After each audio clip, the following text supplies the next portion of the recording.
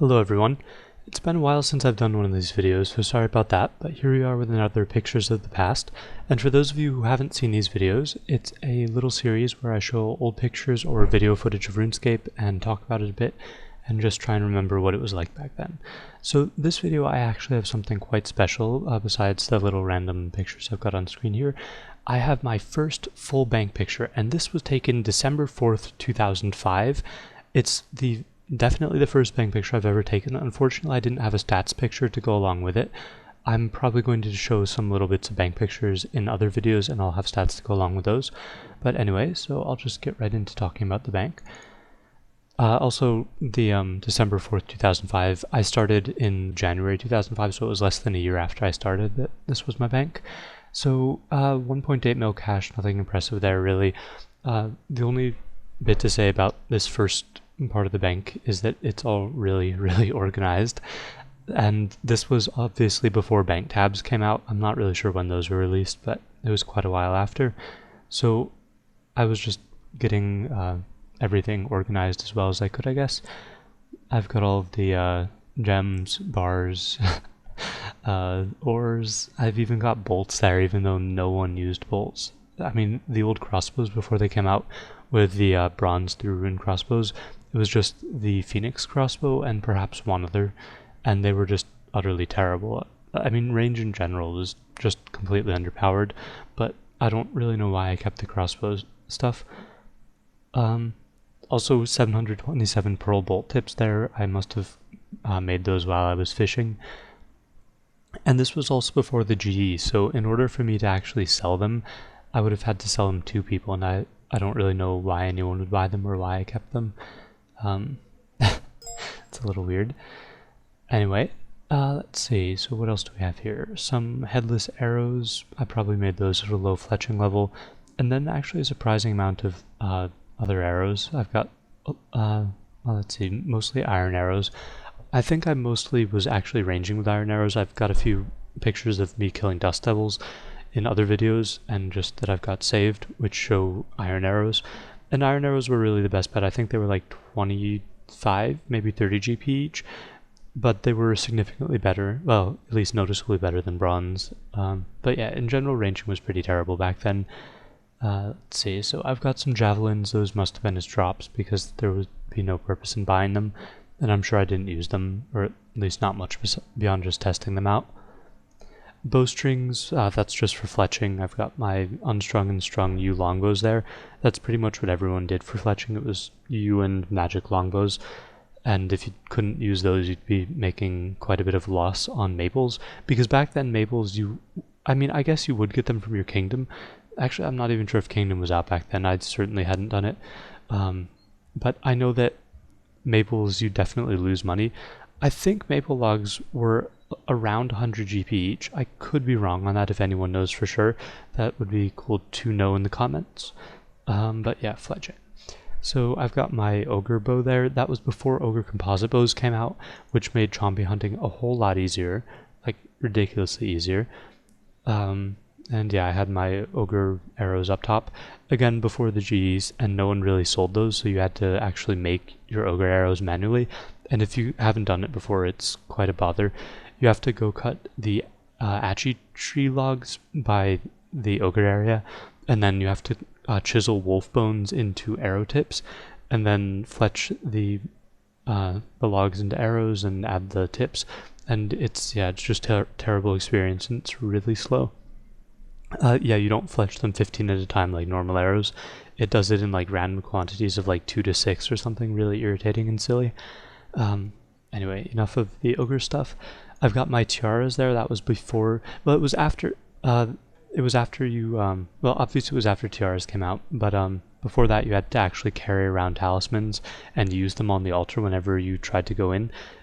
The tiaras were great because you could just wear them and click on the altar to go in, and this was almost definitely before the Abyss came out. Otherwise I don't really see why I'd have the tiaras, although I don't know, maybe I would.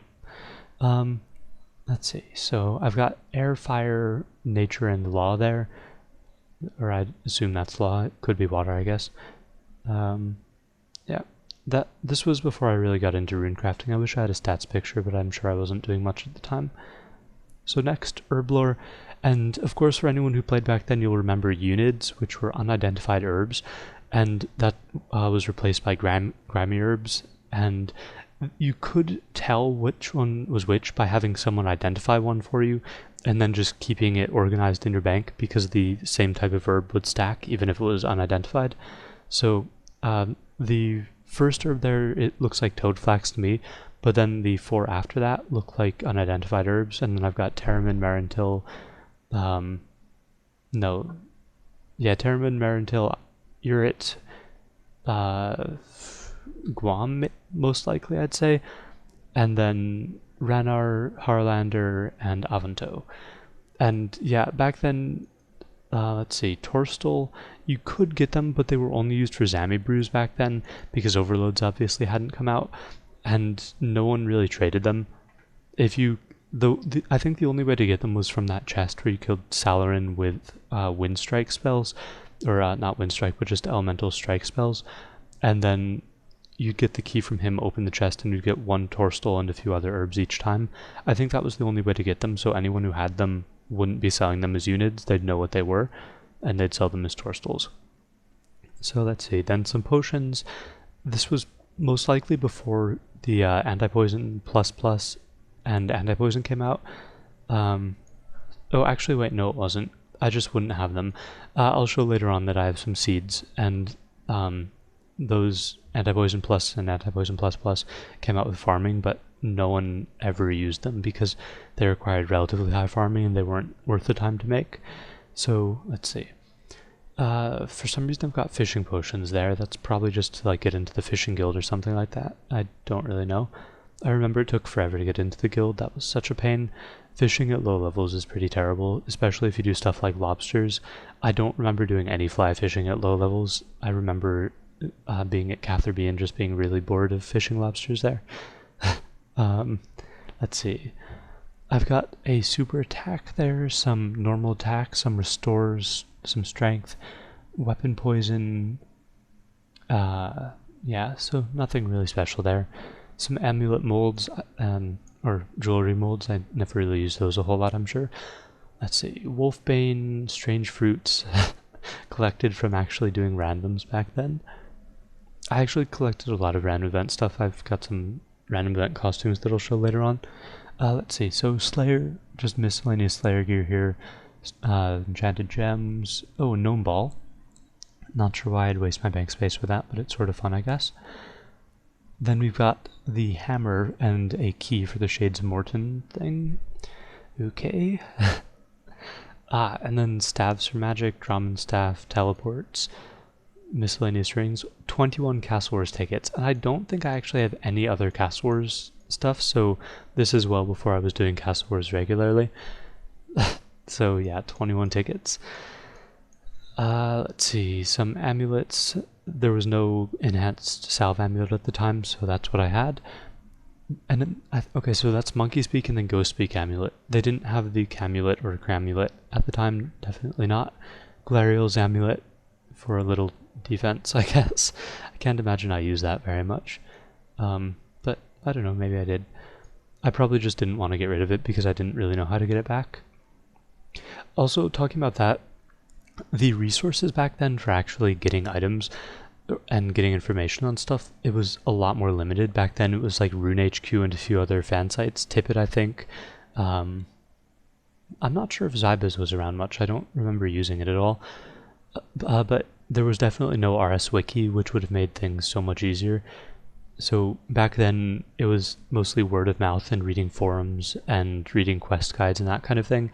And if, I don't know if you guys, or how many of you know or read RuneHQ and that kind of thing back then, there was a lot of information that wasn't accurate at all, really. So yeah, it was a bit more difficult to do things. So then here I have a bunch of seeds for farming, and farming I believe was out. Yeah, farming was definitely out at that point, because down below here we have some produce from it. And the reason I said that is because even though seeds were around when farming came out, they actually, I believe they let you get seeds in advance. So I don't think you could get tree seeds, but you could get the allotment stuff. and you could like pickpocket from farmers in order to get things like secateurs, rakes, spades, trowels, and that kind of thing. Also gardening boots, which never ended up having any use. Let's see, so what else? Okay, so that's it for the farming. I've got my Ivan staff there, which I don't think I ever used. It was actually good when it came out, but that was before my time. And yeah, it degraded way too quickly. It only had like 50 casts or something silly before you had to go back and recharge it. Let's see, so just a bit of random stuff, some barley malt, some spinning plates. I think I bought the spinning plates because I thought that they might eventually make them discontinued, and then I'd have a discontinued item. Yeah, that wasn't very likely. This was, I believe it was before Barrow's Gloves came out, which is why I have Black Dragonhide fan braces there, and then just normal Black Dragonhide. 2 Dwarven Stouts. I don't remember what quest that was from, but I know I was saving them after I finished the quest that gave them. Yeah, I can't really remember what quest that was. Okay, so then some lockpicks, and I believe that's a stethoscope, which is used to increase the success rate on the lockpicks in the locked wall safes in the Rogue's Den. So that's what that's about. Huh. That one looks like Glariel's Amulet, which I had up a minute ago in the bank. What is that? There's... what is it? Actually, no, I don't know. I think it's like Glariel's Amulet and then the one that's a reward from the Tree Gnome Stronghold quest. I think they look the same. I could be wrong about that, though. I'm just pulling random facts out of my mind, so I don't know if they're actually true, but maybe someone can confirm that. And then, of course, next to that, that looks like either a gold ring or more likely a ring of visibility, especially because we've got the ghostly robes down a little bit there. Wizard robe top and power amulet. Those ones there are shade robes, or at least I think they're shade robes. They look like it to me, and that would make sense because I've got some other random event stuff. The mime and frog costume right below. Okay, yeah, ghostly robes, black flowers, the teleport crystals to, I don't want to say it wrong, but lately, yeah. God Staff, God Book. I actually have a Sarah and Zami book further down. I'm not really sure why I had all 3. Ancient Staff from doing the quest. More random event stuff. Okay, and so I definitely done Morning's End part 1, I believe that is, with the crystal and the little color thing there.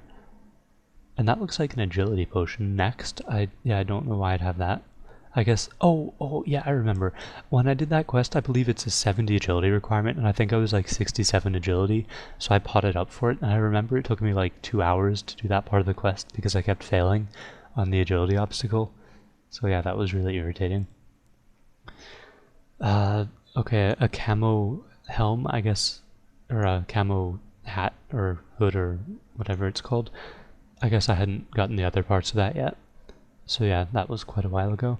The random event had actually probably just come out. I remember the Drill Sergeant event was relatively new, compared to other random events at least. Mystic Robe, Slayer Staff, nothing really special here. Let's see, what's next?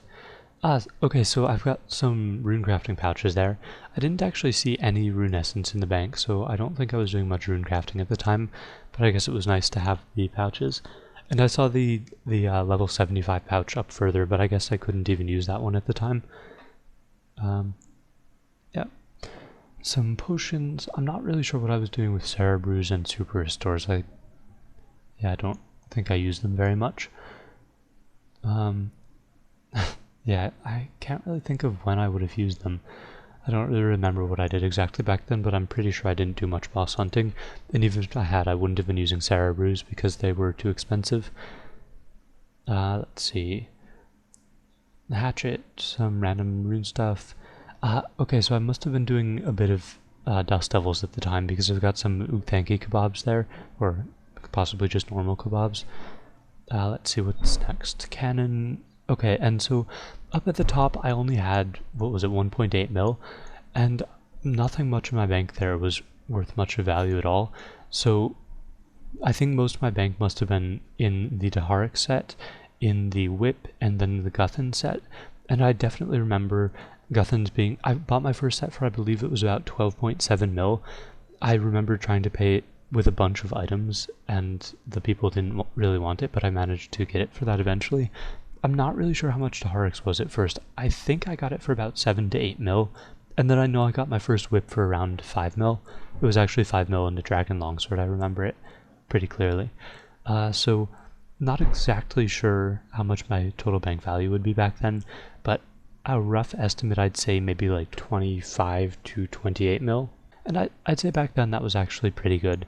So that's it for this video really. I hope you guys enjoyed it. And I will get the next video out much more quickly than this one, because yeah, this one did go on, or I waited like 3 weeks or something silly to get it out. Actually, probably not 3, but a good amount of time, and I will get the next one out sooner. I have actually all the footage for it all set. So that's it for this video. If you'd like to see more of these pictures of the past, you can click on the annotation on the screen here to subscribe. And also, if you're interested, take a look at the annotations on the screen here to see a couple of my recent videos. So that's it. Thanks for watching.